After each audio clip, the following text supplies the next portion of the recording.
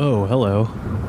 For my final spooky selection this Halloween season, I want to talk about New York City in the year that spanned the summers of 1976 and 1977.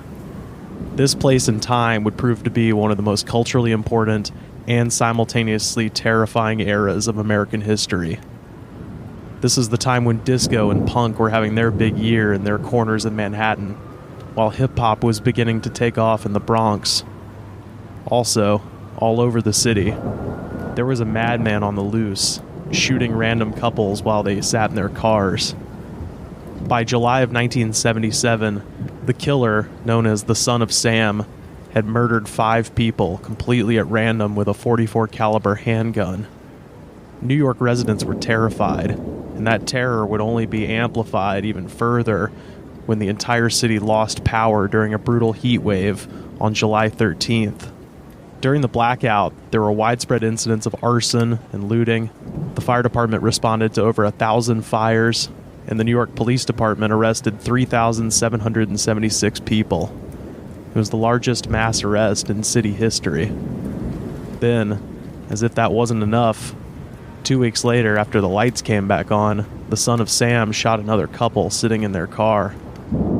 Stacy Moskowitz and Robert Violante were on their first date. They were parked near Bath Beach in Brooklyn when the Son of Sam crept up on their car and shot them both. Stacy died. Robert lost an eye.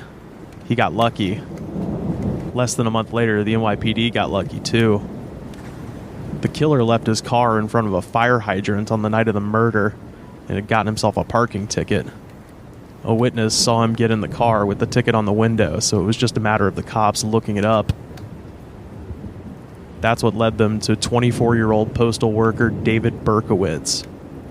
On August 10th, Berkowitz finally got a gun shoved in his face while he was sitting in his car. He put his hands up, told the NYPD detectives simply, "Well, you got me."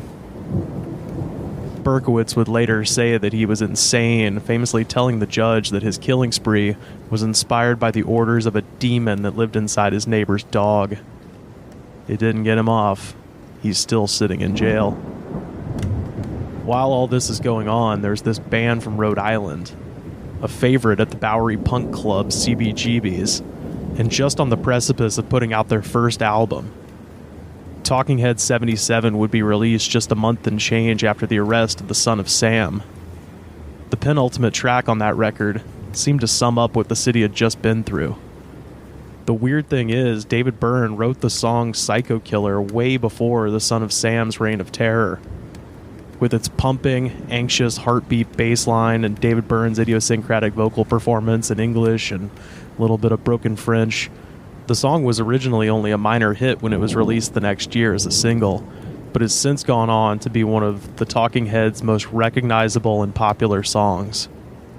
So while it is a spooky song, I don't wish to simply leave you this Halloween with the dour note of this great song having a bit of synchronicity with terrible real-life events. Furthermore, fuck David Berkowitz. No. Instead, I wish to tell you the incredible fact that, at least according to David Byrne, Psycho Killer is the first song he ever wrote. I don't just mean for the Talking Heads. I mean ever. David Byrne had played in cover bands before forming Talking Heads with Tina Weymouth and Chris France at the Rhode Island School of Design. But this song is his first original, and it's one of the most iconic songs of all time. So, as we begin the big wind down of what will certainly be the craziest year of all of our lives before immediately beginning the most uncertain, keep Psycho Killer in mind. Not everyone is going to knock it out of the park as hard as David Byrne did the first time he tried something new creatively, but you'll never know that until you do it. Happy Halloween. Do what thou wilt. And now, I have a spooky tape I want to play.